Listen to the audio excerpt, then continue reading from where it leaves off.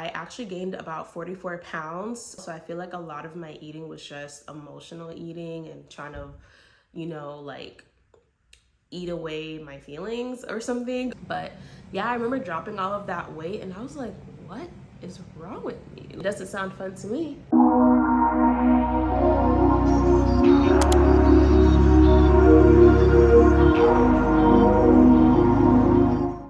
Hi everyone, welcome back to my channel. My name is Samantha, and as you can see by the title of today's video, I'm gonna be talking about how I got snatched.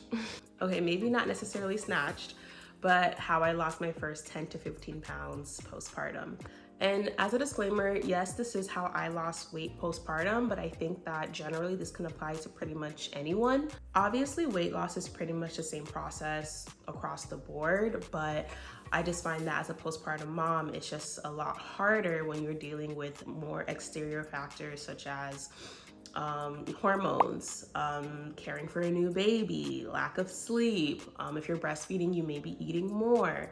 So there are just so many other things that are really affecting your body that can also affect your weight loss, which can make it much more difficult to get your body to a place where you want it to be. And this video isn't to rush any moms into losing weight postpartum. I'm currently 8 months out, so I feel like I took a good amount of time for myself and what I needed to really kind of get back into it.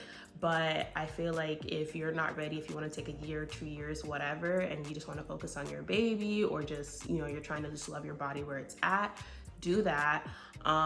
There is no particular expectation of when moms should lose weight or shouldn't lose weight. Yeah, like I literally started working out, I think maybe 3 months postpartum, but I didn't really get into a routine until I was like 6 months postpartum. So the timeline varies for everyone. I know some people, oh my gosh. So definitely take all the time that you need before you make any consistent lifestyle changes, because motherhood is hard, so you don't want to make it even harder on yourself. So that's what I have to say about that. I guess to give you some background on myself, I'm a mom of one. So I gave birth back in February of 2023 and it's now October, so I am 8 months postpartum. My daughter just turned 8 months a couple of days ago. And during my pregnancy, I actually gained about 44 pounds. Sometimes I round it to 45, and I've been saying 50 for the longest, but I just did the math and it's 44 pounds. So yeah, I gained that weight while I was pregnant, which was kind of surprising to me that I gained that much because I really didn't eat that much during pregnancy. I feel like the first trimester, I just didn't have much of an appetite. And then the second trimester, I had more of an appetite, but I definitely wasn't eating as much as I usually do. And then by the third trimester, I feel like I didn't even have room to eat. So sometimes I just wasn't hungry, or I wouldn't eat much or whatever. But nonetheless, I still gained the 44 pounds, probably because of what I was eating and the lack of exercise, if I'm gonna be honest. So after I gave birth, I think within a week or two, I probably dropped 10 pounds just from giving birth. And that's normal. Most moms usually lose the first 5, 10, maybe even up to 20 pounds within a week or two after giving birth. So for me, I was like, oh, that's great, So I'm like, I only have 34 or whatever pounds left to go. But that did not last very long. So I know that some people say that breastfeeding really helps them to lose weight and burn calories and things like that, which I'm sure is true in some cases. But for me, breastfeeding didn't necessarily help lose the weight. Honestly, breastfeeding was just a total whirlwind of itself, and it just took such a mental toll on me, but that's a video for another day. But yeah, I didn't really notice much of a weight loss difference with breastfeeding, but I definitely was eating a lot more. I don't know if it was because of breastfeeding or just the fact that I was able to eat more than I was during my pregnancy, especially the first and third trimester. So I was starting to eat more, I had more of an appetite, and I had more cravings. Granted, I do feel like I was going through postpartum as well, so I feel like a lot of my eating was just emotional eating and trying to, eat away my feelings or something, but which obviously is not healthy. So I just feel like I was eating all the time. I was snacking on the worst things at all hours of the night, especially because I was pumping, or breastfeeding. So during those times, I'm like, let me have a snack, you know, but they weren't healthy snacks. So all of these snacks are not even nutritious for myself or breastfeeding. So it kind of just seemed like, you know, it was pointless, but you know, I'm enjoying it. So those 10 pounds that I lost within the first week or two after giving birth came right back. So I saw it come right back, I think by the time I was like 3 months or so, 3 months postpartum. And I'm just like, oh my gosh. At 3 months, or I think 2.5 months is when I did like my first workout to try to like, you know, get back into it. Not necessarily any lifestyle changes. But at 3 months, I think that's when I joined like this boot camp thing, you know, trying to go like 5 days a week and things like that. That was short-lived for multiple of reasons, the cost of it, and also we ended up moving. So we moved from South Florida to North Florida, so obviously I was not able to make it to that specific location. So that was a wrap, and then moving, and then a lot of things going on during the summer. So I would say by July, when I was 6 months postpartum, or roughly around 5.5 to 6 months, that's when I really started trying to get into a routine. And since then, up until today, I've lost a total of 14 pounds. And I'm pretty sure I'll probably lose that extra pound within the next couple of days because I'm pretty sure it's water weight for some reason, but anyway. So we can basically just say that I've lost 15 pounds within 3 months. Now, here are some tips that I did to actually lose the weight. So essentially, these are just some things to consider, some things that I actually did, and things that I tried out. And I think overall, all of that has helped me to lose the weight. Number one, remember that it's a marathon and not a sprint. Truthfully, it should be a lifelong journey, but obviously in the world of weight loss, we do want it to come sooner rather than later. We don't want it to take a year for us to lose weight, depending on how much you have to lose, but you know, you want it to drop in like 2 weeks. You know, there's tons of videos on YouTube where it's like, oh, lose 10 pounds in 5 days, or lose 20 pounds in 2 weeks, like, which, you know, for some, that's great that they're able to do that. You know, but is it sustainable? Is it something that you really can keep up?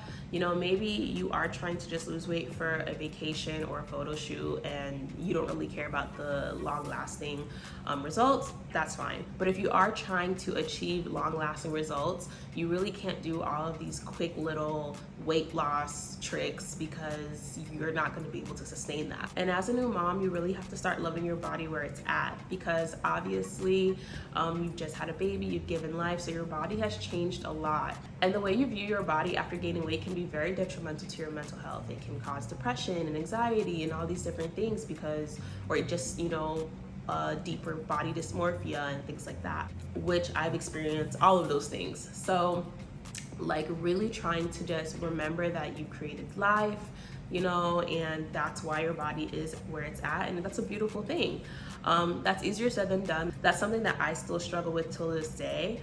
But yeah, and even for those who haven't had kids, like I know that if you were at a certain point in your life where, you know, you used to look a certain way and then now you've gained weight or your body has changed drastically, even that's a really big adjustment. But hating your body isn't necessarily the way to lose weight. Like you can't hate your way through weight loss. At the end of the day, once you lose that weight, you still might hate your body, you know, because you didn't work on that internal love for it in the first place. So you may not even recognize when your body does reach a certain point and appreciate it, because I've been there and done that. I remember when I was about 19 or 20 and I lost like 50 pounds over the course of like 9 months to a year or something.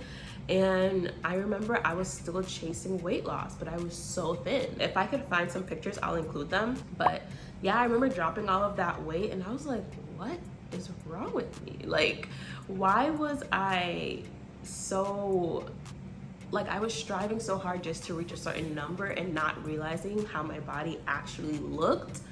And you know, hindsight's always 20/20. So you look back at your old pictures, you're like, dang, what happened? You know, or like, I didn't even realize that I looked as good as I did. And sometimes, you know, the grass is always greener. And the grass is always greener because I ended up gaining weight from that point. And the point that I was after gaining weight is my goal now. So it's like your mind is always playing tricks on you. So again, it's a marathon, not a race. Learn to love the journey, learn to love your body, and don't put too much pressure. and don't put too much pressure on yourself. Number two is to cut your calories. Make sure that you're not intaking more than you're burning. So whatever that may look like for you, we all live different lives, we all live different lifestyles. For me, I'm a mom who works from home. My daughter is 8 months, so she's starting to learn how to crawl and, you know, stand and stuff, but she's not necessarily walking, so I'm not running around after her all day. And I also work from home, so I live a pretty sedentary so I live a pretty sedentary life that doesn't really require much movement from me throughout the day. So for me, I have to work out to make sure that I'm burning more calories than I'm intaking. Now, this can also be done without working out by making sure that you're just not eating as much as you would if you're working out. So if you're working out, you know you have to eat, because you can't really keep working out with no energy. That's not good for your body, it's not good for your muscles. But if you aren't working out, that's fine. Not everybody needs to work out to lose weight. You just have to make sure that your calorie intake is at a point where you can sustain that weight loss. Like if I don't work out, I feel like my options for whatever I eat are limited because I'm not gonna burn it later on. So I prefer that route. But if you don't like working out and you're okay with having certain limitations on what you can eat, then that's fine. Like for me, I want to slip in a little snack or a cookie or something every now and then, just to satisfy certain cravings. But if I know I'm going to work out, I'm okay with that. And truthfully, it just has to be most days. Obviously, you're human, so you're not going to hit this calorie deficit every single day of your life. Things happen, events, parties, birthdays, holidays. The holidays are coming up, so I know there are going to be times where, you know, you may indulge, and some people just be like, oh, you just have to have self-control and whatever. And I'm like, you need to enjoy your life at the same time. So if you're gonna go out and go do this or whatever, that's fine. It just can't be every day, or it can't be multiple days in a row. So I just feel like you just have to find a balance. So if I know that I'm going to be doing something a particular weekend, I try to do my best throughout the week to make sure that that weekend doesn't affect me too much. And a lot of the times, like, you know, I'll do something over the weekend or whatever where I kind of indulge, whether it's with food, alcohol, desserts, whatever. And then that following Monday, I'm pretty much around the same weight. Or if I did gain, it's like a pound or two, unless I went crazy and I'm holding a lot of water weight. That's different, because I've had my fair share of seafood boils, and without fail, every single time the next day, I'm always 4 pounds up. But I think it's because of the sodium that's in that. And as to what you can eat whatever you want. So the goal with the calorie deficit is that what's coming in is less than what's going out. So you always want to be making sure that your body's burning more energy than it's intaking. But you still have to watch what you eat, because you may be losing weight, but your body may not look how you want it to look. So if you're always eating pizzas and pastas and breads and cookies, but you're making sure it's in your calorie deficit, your body still might not look that great. Like, you may not be toned, you may have a little bit of a flab here and there, which is normal. Like, everybody's body is different. But your body, when you're eating things that are like healthy, like veggies and whole grains, it's not gonna look the same as when you're eating like, you know, really starchy things and sweets and all that stuff. So just keep that in mind. So some things that I'd eat, which maybe I'll make a what I eat in a day or in a week, like I'll eat salmon and quinoa or chicken and quinoa. Or I'll make some kind of like stew and rice. I'm Haitian, so we like to eat things like legume and kalaloo and whatever, or even sometimes I'll dabble in like, you know, Jamaican food like oxtail and whatever, and I'll have it with some brown rice. And truthfully, I still eat white rice too. I just have limitations. Like, I'm not eating it every day or even every week sometimes. But I do still eat it. Like, it's part of my diet, that's for sure. And sometimes I experiment with other things. Like, you know, I made a salmon bowl a few weeks ago that my friend had made, and she inspired me to make it, and I thought it was delicious, and I feel like it was still pretty healthy white rice and all. So I thought I'd give you guys a peek of what I tend to eat. So I'll have rice, collard greens, yams, and wings, baked turkey with rice and beans, wings and yellow rice, quinoa, chicken, and fried plantain, and a salmon bowl. As you can see, I'm not really strict at all, but some of this I do eat very sparingly. So overall, I just pretty much eyeballed my portions. I made sure that what I was eating wasn't, too unhealthy. And I feel like truthfully, we all know what healthy and healthy foods are for the most part. Obviously the ways that you cook things can, take away the nutrients or counteract the fact that it's healthy. So that's something to take into account, but there's millions of recipes online on YouTube of things that you can eat.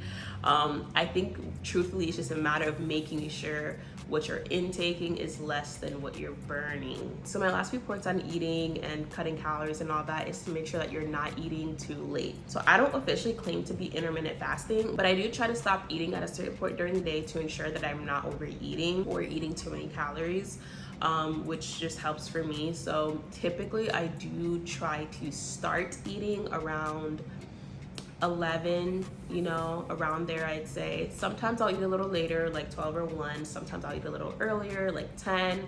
Rarely is it before 10. And then I try to stop eating by 8. But life happens, so sometimes I do eat at 9 or 10 p.m., which is terrible, but it happens. So on a good day, I would start eating at 11. I might have breakfast, which might be eggs and some toast or eggs and whatever I have to pair with it, honestly. Like I literally had eggs and like french fries the other day, which is so bad, but yeah, whatever I have. And then for lunch, I'll have, leftovers from dinner, or maybe I'll make up something really quick that I feel like I'd like to eat that day. And then for dinner, I have whatever dinner I made that day or leftovers from the previous day. So that's pretty much what I do. And then I try to eat dinner after I work out. So if I work out around 6 or 7, I would eat dinner at 7:30, 8, maybe 8:30. But I definitely try to stay within a range that's before 9 o'clock. But again, life happens where I end up going to the gym really late, or I was busy doing something or whatever. So I'm not too strict on myself with that, but I do feel like intermittent fasting has definitely helped. Another thing is that if you're in a relationship, like you're married or you have a boyfriend, girlfriend, whatever, you don't have to eat whatever your significant other's eating, and you don't have to eat when they're eating. So if you know that you have a certain time frame that you're gonna eat, you don't necessarily have to eat when they eat. And then if you know that there's something that they're eating that is gonna ruin your progress, or something that you feel like doesn't fit within your calories for the day or whatever, don't eat it, eat something else. Obviously, you do whatever is best for you in your life, so if it's something where you just feel like, okay, I want to indulge or whatever, that's fine. But if you don't want to, then don't. Or if you know that you can't because of your progress, then don't. And the last thing on eating is just know that you are gonna be hungry sometimes, or you're gonna feel hungry. So you might just need water, or you might just need a little snack, or you might just have to just, wait it out until your next meal. I don't know. But I do know within those first couple of weeks of trying to, restrict your calories and, intermittent fasting and all that, you're gonna feel hungry. Like, trust me, there's plenty of times where I'm just like, oh my gosh, I'm hungry, but it was like 11 p.m. and I'm like, it's not good for me to be eating like this, so it's gonna take time for your body to get adjusted to a new lifestyle and routine and new habits, because it's already used to whatever junk you're eating or whatever time you're eating and filling yourself up to the max. So if it's used to that, your stomach is even used to that, like it's stretched, you have to wait for your stomach to kind of shrink a little bit and get used to smaller portions and all of that. So you just really have to push through those feelings. Obviously listen to your body. If you're genuinely starving, eat. But yeah, like you really have to kind of just have some patience and endurance when it comes to that. So that was a long spiel on number 2. But number 3 is to exercise. I know a lot of you don't want to exercise, including myself. Like, honestly, every day is a battle to get myself up and go to the gym or to even do a home workout, because it's like you physically don't want to. Like a body in motion wants to stay in motion, a body at rest wants to stay at rest. So it's like if I'm chilling, I'm not trying to go do anything. Like, you know, I'm not trying to go lift nothing, go be out of breath, be sweating. Who wants to do that? It doesn't sound fun to me. But again, I do live a pretty sedentary, why can't I say that word? Sedentary. But I do live a pretty sedentary life, so I have to make sure that my body's moving in one way or another. And overall, exercise doesn't have to be as excruciating as a lot of people make it seem. Like, you really could just do things like go for a walk just to get started. Like, you go for a walk, or just do 10 minutes on the treadmill, do 10 minutes of elliptical stretch, do, you know, yoga, whatever, just to get your body moving. And over time, your body may actually start to crave exercising. So now I find that when I don't work out for a few days, I do start to feel like antsy, or like my body just feels more, you know, lethargic. So I think just getting your body moving and active, whether it's a few minutes a day, 30 minutes, an hour, whatever, is just a great place to start, to get into that habit. And then over time, you will want to push yourself to do more, whatever that may look like. For some people, they need to join a class, so you can do that. There's been times where I've joined boot camps and classes, which I found pretty, you know, fun, because you're doing it with other people, and seeing other people do the same workouts as you and struggling just as much does kind of push you to, like, you know, keep going, and seeing that they're not giving up, you're not going to give up. But obviously a lot of these classes and things like that can be very expensive, even certain gyms. So maybe you can have a group of friends or, you know, family members, and you guys do group workouts maybe once or twice a week, and you do something like that to kind of keep yourselves accountable. And then again, you can have people that you're seeing do the same things as you, so they're pushing themselves, which is also pushing you, because you're seeing them push themselves, if that makes sense. But if you're more like a loner and you'd like to work out by yourself, there are lots of things that you can do at the gym, at home, you know, at parks and beaches, like wherever. Work out wherever you want and do whatever you want to do in your workouts. So some days might look like straight cardio, so you're doing the Stairmaster, you know, the elliptical, the treadmill. Some days might look like more of a yoga routine or Pilates, or you're running outside, or you're going for a hike, you're walking. Like, there's so many things that you can do for cardio. And then other days you might just be doing lifting and, you know, body weight and, you know, things like that. And some days might be a combination of both. But yeah, there's tons of things you can do. Like, I even have a friend that she does Zumba, and she seems like she really likes it. So the world is your oyster when it comes to exercise. There's really no reason why you can't, unless you physically cannot. Like, unless there's some kind of physical thing that's stopping you, you really could do any workout. And if you're a mom who has kids, like, you can work out at home. Like, you don't have to go to a gym. You don't have to do all these extra things. Like, once your baby's napping, you can throw on a video or some music or whatever and do a quick little workout, just to get your body moving, just to start toning and all that stuff. As for me right now, I kind of do about 30 to 45 minutes of cardio per workout. And I'd say I work out about 3 to 5 times per week.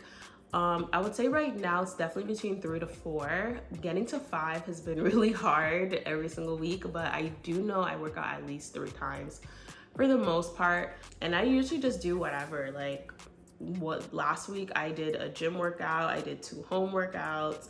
Yesterday I went for a walk for about 50 minutes, and I just had my daughter in the stroller. I was listening to a podcast, and I just kept walking through the neighborhood. So yeah, like, your exercise routine can be whatever you want it to be. You can tweak by how you're feeling. So some days you don't want to be inside, you can work out outside. Some days you don't want to go to the gym, you can stay at home. And some days you don't want to do too much, so you might just, yeah, go for a walk, do some stretching or whatever. And I found that just by doing those things has kept my body active enough to keep losing weight and maintain a steady weight loss. So in the beginning, I honestly wasn't losing much of anything. I would say probably like the first month or so, I barely lost anything. And then probably the second month, that's when I started seeing the pounds shedding once my body was really into a routine. And maybe I'll do a video if you guys are interested in my workout routine, I guess. Because again, like I said, I do about 45 minutes of cardio or I shoot for that.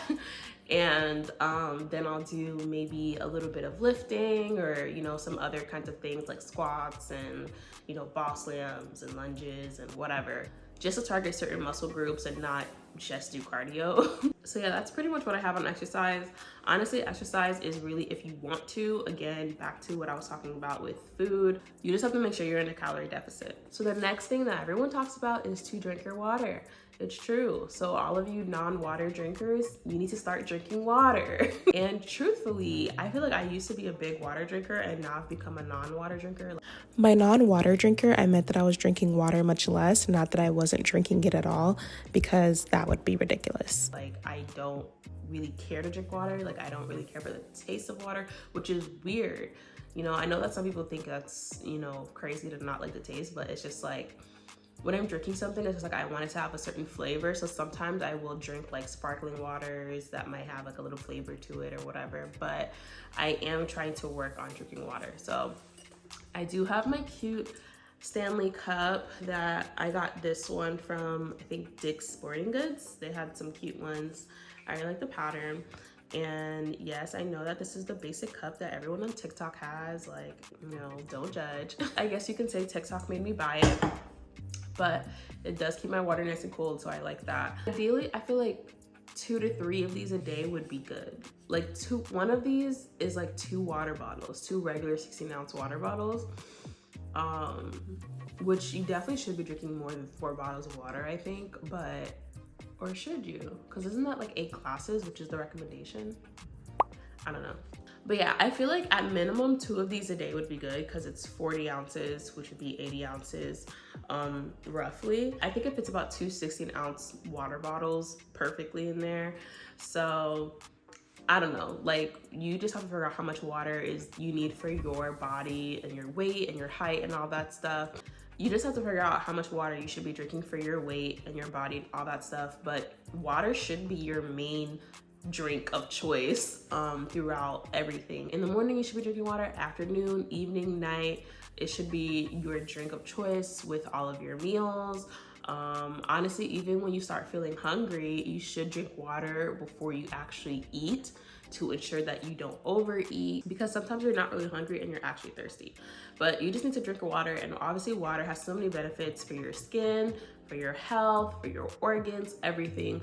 So it's not just for weight loss. Water is great across the board, and you really just have to reduce sugary drinks. So I'm not saying you need to cut them out completely, because again, this is a lifestyle change and it should be a marathon and not a sprint. So if you're not really rushing to lose the weight, then of course every now and then you may be able to have a sugary drink or something that you can indulge in. Now you should keep this very, very, very moderate, because you don't want to overindulge in this, because drinks are calories. So you don't want to keep drinking 200, 300 calorie drinks and you're still hungry and then you're gonna eat on top of that. So that doesn't really make any sense. But every now and then I feel like there's nothing wrong with it, especially if you're out somewhere or you're celebrating something. I think that's fine, because I still, you know, drink certain things, and like I'll drink alcohol and mix it with a little juice or whatever, and I think that's fine. Some drink alternatives that I feel like are really good is sparkling water, either the plain ones or the ones that do have some flavors in them. There is one that I've been drinking recently called Bubbly, so I feel like that's pretty good. I had the passion fruit flavor this past week and I feel like it tastes like perfume,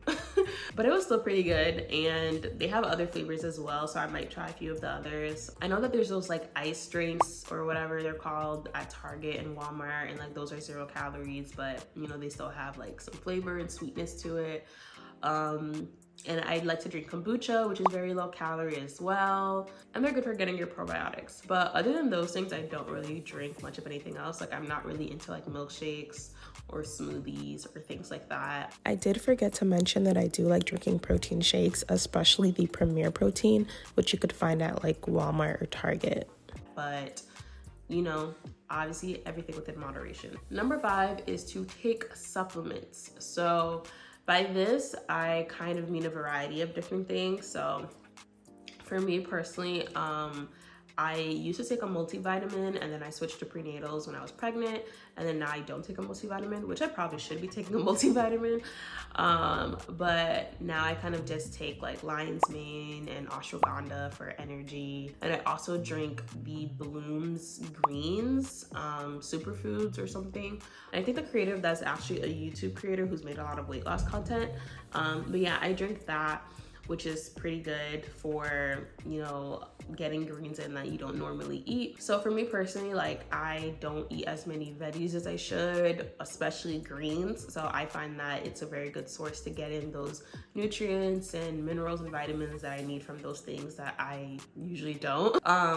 Granted, I am trying to incorporate more greens into my diet. So things like spinach or Brussels sprouts, broccoli, things like that. For working out, I do like to take pre-workout. So the pre-workout that I use is beets based, I think. I find that it's pretty useful with kickstarting my energy during my workouts and like helping me get the best workout that I can that day.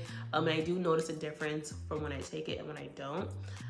Pre-workout isn't for everybody. You don't have to take it, but the kind that I take, I do find that it doesn't make me jittery or, you know, like tingly the way that some other pre-workouts do, like C4 or whatever. So I do like that aspect of it, which is why I still take it. But yeah, I don't take too many supplements or anything. I'll drink like green tea. I'll take like a probiotic supplement. And that's about it for the most part. I know that some people do like the apple cider vinegar and whatever, which is not a supplement, but you know, there's a lot of things that people take to try to lose weight, and I just, whatever. And the Bloom Greens does help with bloating. So if you're someone that experiences a lot of bloating, that can definitely help minimize that. I feel like I have noticed a difference with that, but it really depends on what you're eating as well. So if you're eating garbage, you're still gonna experience bloating regardless. So number 6, I'd say, is to be cautious with stepping on the scale too frequently. So I know that for some people, they will step on the scale once a week, once a month. Some people do every day. Obviously do whatever's best for you and your mental health, but you just have to remember that that number that you're looking at each day, number one, it's not a permanent number. And then number 2, it's not always an accurate depiction of what your body looks like or what your body is doing. So there are times you may be holding on to water weight. There are times where your body is just still adjusting to a new routine or whatever it is. You may be building muscle through your workouts. So there are just so many things that you have to take into consideration when it comes to your weight. So for me, this is for me, which probably sounds contradictory to a lot of what I said, I do check every day, but I've reached a point where it doesn't necessarily affect my mental to the point where I would quit. So I kind of just check just to see where I'm at. And sometimes the number is a little discouraging if I've gained, but I think I've done it so much at this point that if I did gain, I'm kind of just like, oh, well, I got to do better today, or I got to do better this week. If I lose, it's kind of more of a motivation, like to keep going and staying on track to get to where I want to be. I do have a lot more weight that I want to lose. So seeing that number go down does push me to continue working towards that goal. And again, if I see it go up, I just don't sweat it. Because truthfully, at the end of the day, if you're not seeing the number go down, quitting doesn't necessarily help you get to where you're at. So if you know that that number is not moving, do you really think not eating healthy and not working out is going to help you get there any closer to your goal? No. So by seeing that number, it really does push me to keep going, because if I quit, that's not necessarily going to help me reach my goal. So I feel like if you keep going, there is that potential where your body is going to catch up to what you're doing, and you know, you're going to see the weight fall off. Because like I said, within that first month, I really didn't lose much of anything. Like I was just going back and forth between the same few numbers. And granted, it did have to account for a lot of what I was eating, and I was still trying to get adjusted to my new routine and whatever. But it didn't necessarily make me want to quit, because if I quit, I know for sure I'm never reaching my goal. So I'm just learning to adjust as I go and change and tweak things, and, you know, try different foods or cut out certain things just to make sure that I'm doing what I need to do, which all of that doesn't necessarily mean that the weight's going to fall off, but it does mean that these changes over time can aid in this weight loss journey. And truthfully, for some people, because of how bad seeing the scale affects their mental space, they need to get rid of their scale altogether. So if you're one of those people who knows that seeing that number, regardless of what it is going to make you feel down on yourself, and you know that seeing that number on the scale is going to make you hate your body even more and put you in a bad place and hate this journey even more, then you need to get rid of your scale.